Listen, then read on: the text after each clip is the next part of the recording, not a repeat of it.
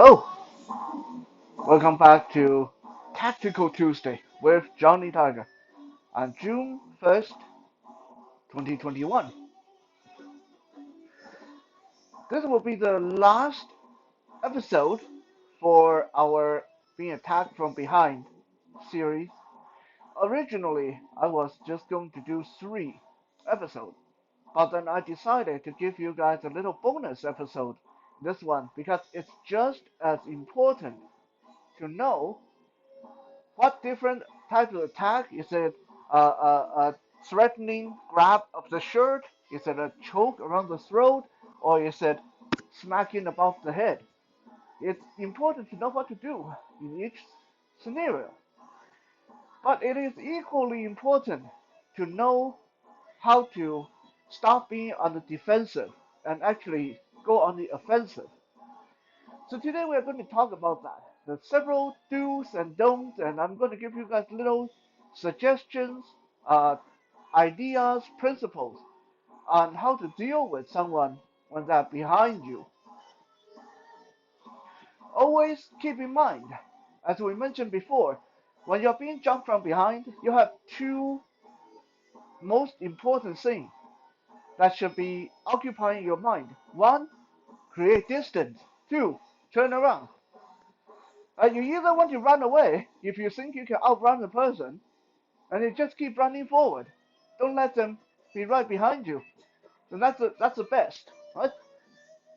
But if you have nowhere to go, or if you think you're not going to be able to outrun them for some reason, like if you are totally blind like me, then you need to create distance and turn around immediately to deal with whatever is there. However, sometimes it's not quite as simple, especially when the person is grabbing you around the body, grabbing you around the throat, got a handful of your hair, or something like that, right? If they're just kicking and punching, it's actually better because they're not holding on to you. If they're kicking and punching, if someone's coming up behind me and just swinging and kicking like crazy, and all I have to do is keep moving forward, then I can minimize a majority of the damage they can do to me because I keep moving away from them. Just like if someone is trying to kick and punch me from behind, all I have to do is keep moving out of the way. Left, right, back, diagonal, around them, whatever. Okay?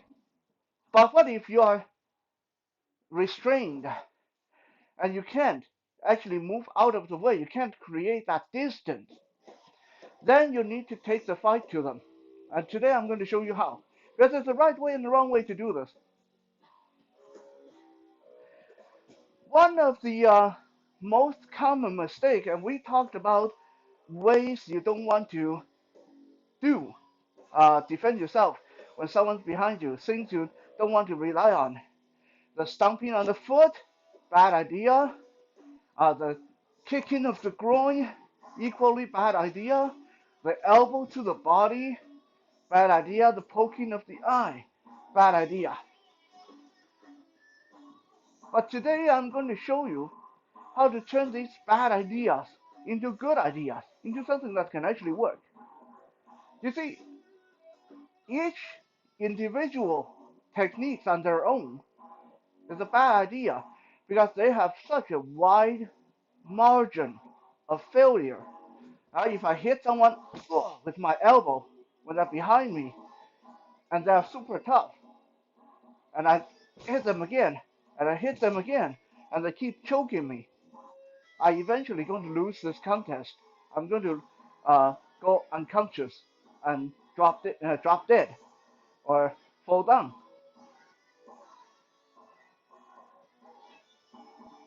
Now let's look at the elbow. First, if someone is grabbing me, let's say their arms around my throat like this, uh, and I want to elbow them, if I just stand here in front of them and throw my elbow back, there's very little chance of me actually hurting them bad enough for them to let go. Because they know if all they have to do is to clamp down on my throat and eventually I'm going to run out of energy. Huh? So, for this elbow to be effective, it would have to first, you need to create a better angle, which is very simple. Right? If the person's straight directly behind you, your elbow going back is going to be all powered by your arm, which might be strong, but it's not going to be strong enough, especially when the person is choking you. But if you lower your center of gravity and sway your hip to one side like this, right? What's that?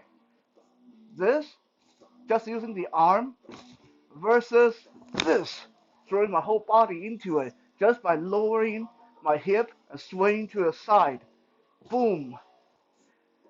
The force is very, very different, right? So that is point number one. You want to create a much better angle.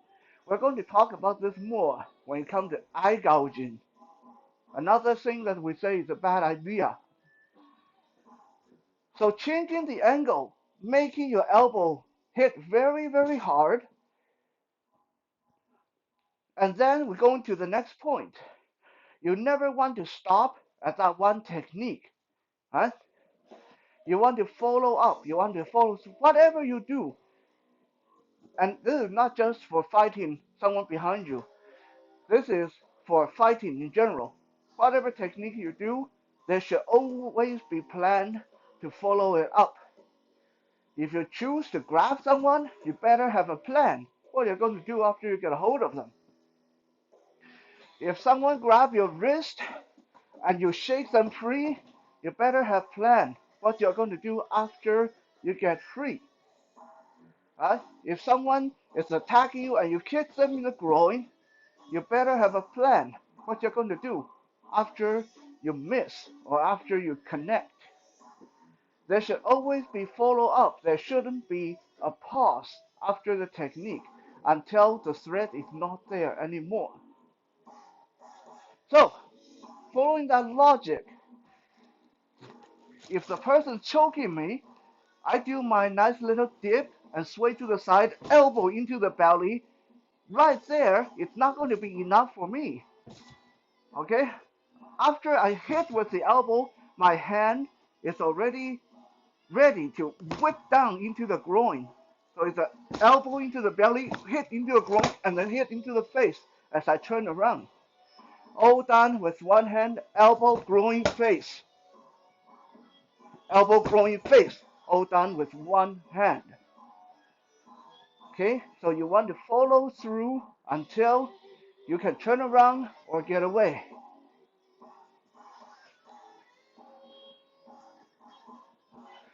Same thing with the stomping on the foot.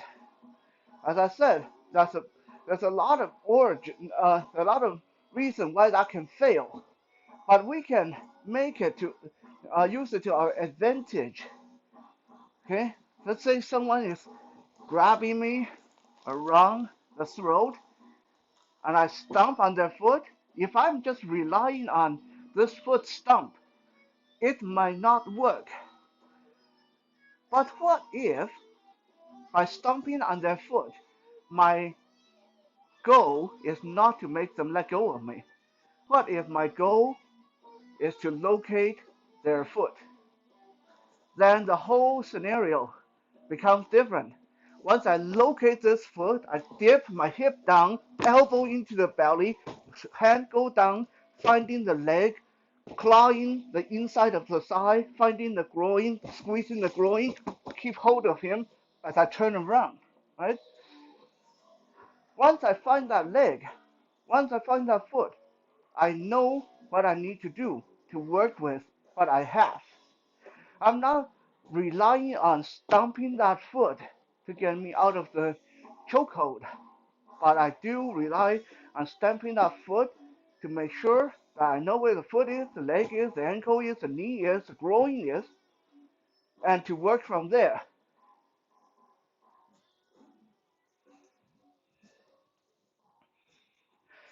Now let's look at eye gouging.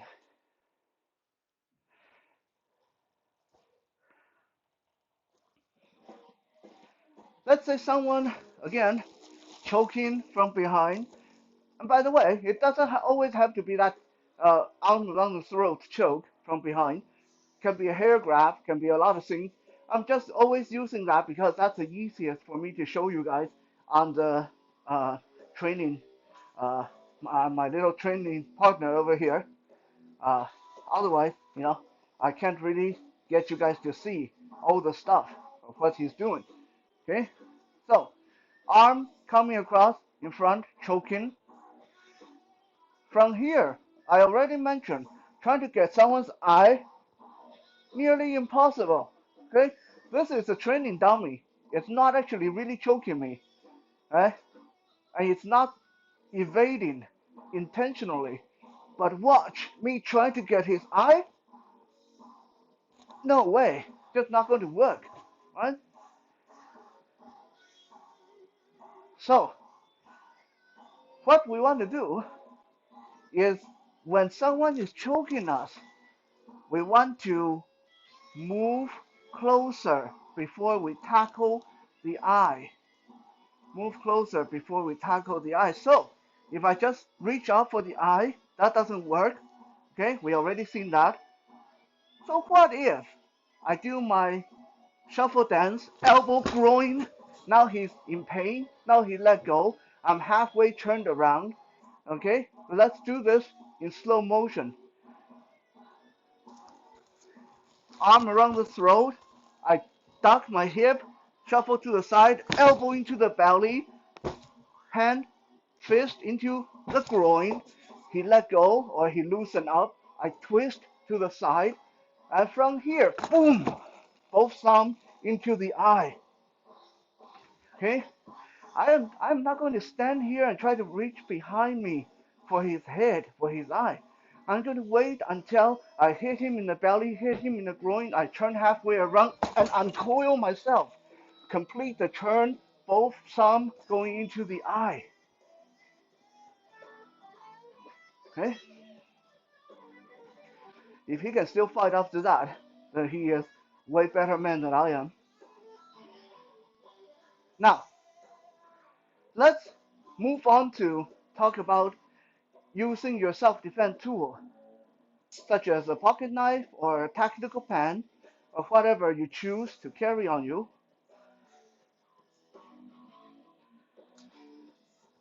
Keep in mind that when you stab someone, if you're being choked from behind, when you stab someone, they don't always let go.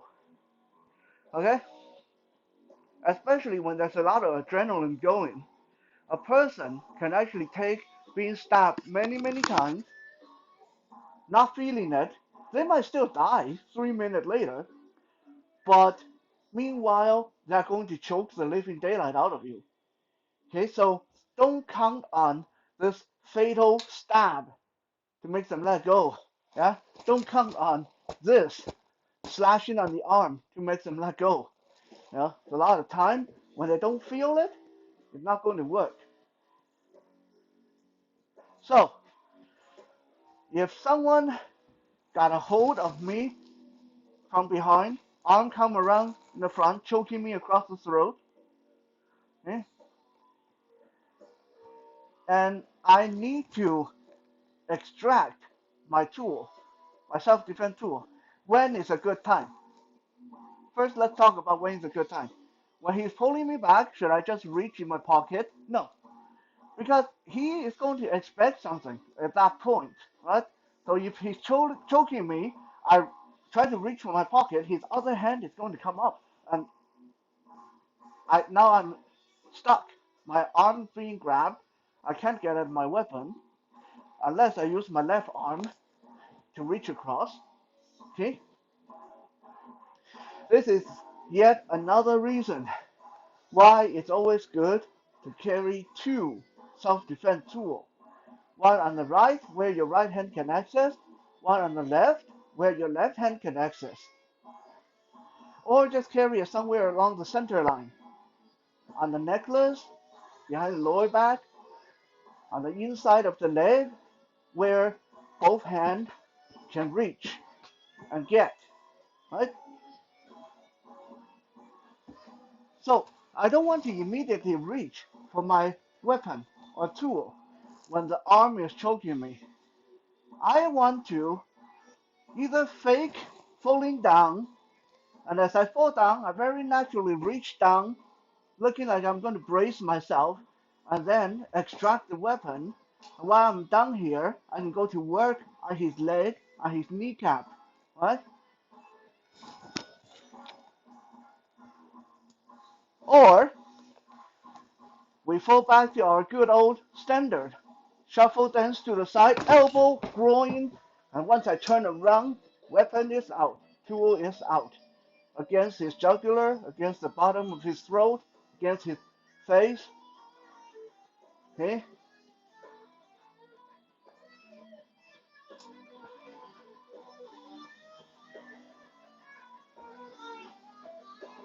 Now, let's look at a couple of things that you need to know. If you need to flail behind you with your self-defense tool, let's say you got your weapon, you got your tool out, and you are having a hard time getting at them because you can't find the chance to turn around. They're choking you, they're pulling you back. Right? So now I have a weapon in my hand. I don't want to start flailing backward because most likely they can see that coming from a mile away. And it's going to turn into a case of him slamming me to the ground and trying to get at my weapon. I don't want to go to the ground and fight with my weapon there. Right? So once I extract my tool or weapon, whatever, from my pocket, always remember, don't attack the target out of reach. Okay? What is in reach right now? His leg, his hand, his wrist, his arm, right? So if I pull out a knife, like my pocket knife, I'm not going to deploy it right away, okay? Because right now, it's not a good chance. If I try to cut his leg, and there's a lot of dancing around, and his other arm is coming around, I might stab myself. If I try to go at his hand, and he suddenly pull his hand back, I stab myself in the throat, right? So at this point, when I pull out my tool, my self-defense tool, I'm going to take the hilt of the knife, bang, right into the back of his hand, here, where all the bones are on top of the knuckle. Bang, bang, bang. He's going to let go, right? He might not feel a stab, but with a blunt, hard steel object breaking the bones on the back of his hand, he's going to let go. He's going to let go, right? So the hand is here, the finger is here. Okay? Get rid of the hand and the finger. Don't go for the fancy stuff like the head and the shoulder lock or leg lock or some crazy stuff like that. Right? The hand is here. Work on the hand. Even without a tool, I'm going to use my knuckle, bang, into the back of his hand.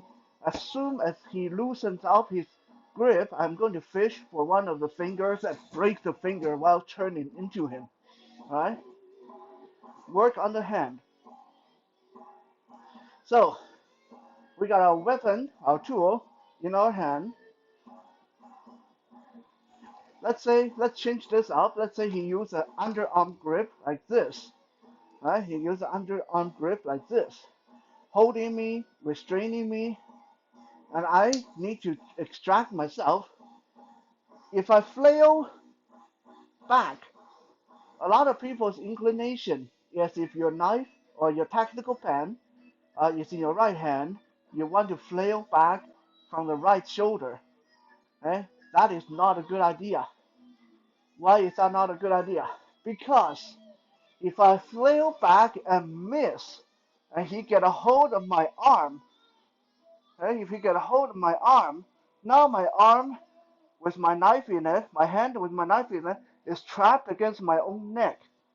I am done. This is a checkmate. I'm not going to do anything from here because all he has to do is push this in. I kill myself with my own knife. Okay? I don't want to stab back behind my right side if my knife is in my right hand. There's only one exception where this can work. I'm going to show you guys after this. So if you have your knife in your right hand, don't reach over your right shoulder. Don't go under your right shoulder because there again, let me show you guys. If I reach under my right shoulder and I miss somehow, all he has to do is capture my hand and bring it up against my shoulder. You guys seen this lock before. Police officers like to do that.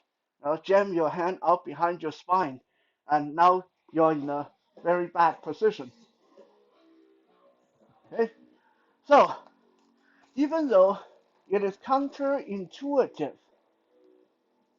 once I deploy my weapon, my tool, whether it be a knife or a tactical pen or some kind of striking tool, I want to go across my body. I want to go across my body.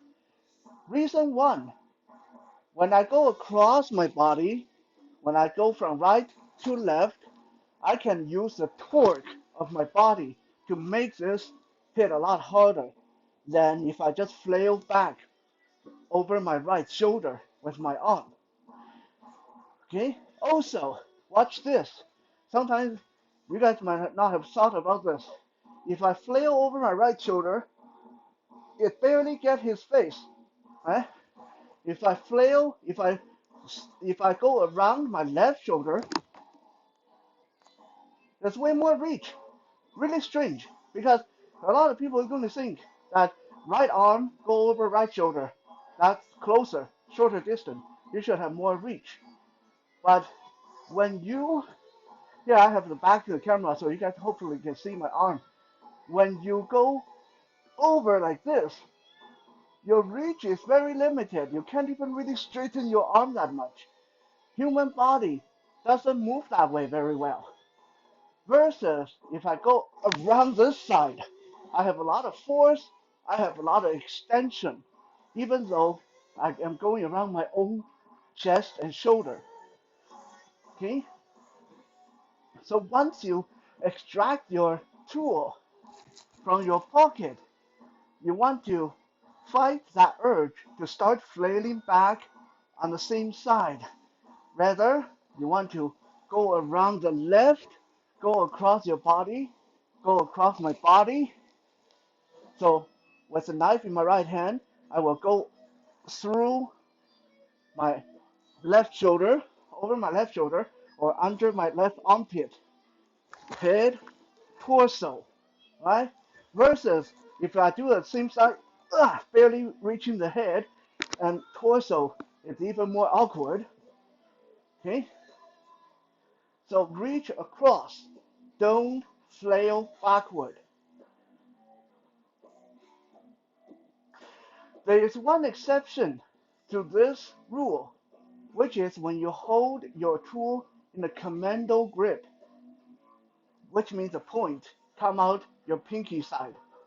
Okay, because with the commando grip, now I can't flail over, I can't go around. Right? Look at this. If I have my knife in the commando grip and I try to go reach around, suddenly I don't have the reach. Right? I can't reach that far. I might be able to reach under my left shoulder, my left armpit, but again, it's awkward. Okay? So if you do a commando grip, then it changes. You still don't want to flail over your right shoulder.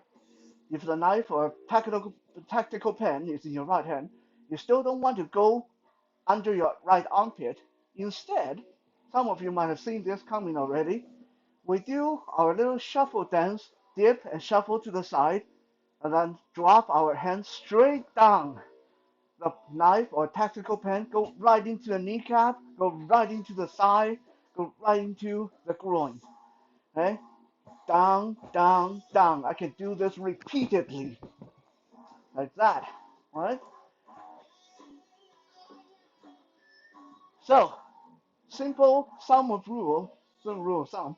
Uh, if it's regular saber grip, regular knife grip, go around your own body, across your chest, across the shoulder, above the shoulder, under the armpit, right? Or one of my more favorite but unconventional way to do this is if I can crouch down, yeah, I'm going to drop to one knee and go under my own leg into their shin like this.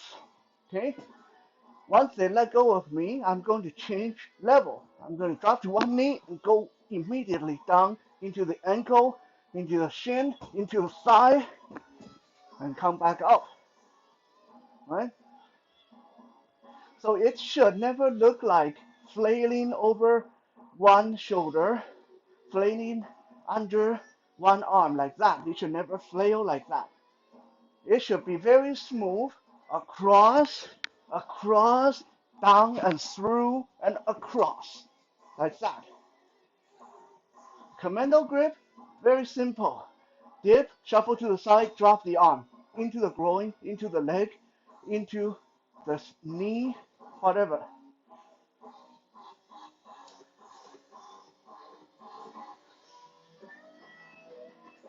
One last thing. Now, I don't know if you guys will be able to see me because I'm going to be low on this one. So hopefully you guys can see me or at least get the clear idea.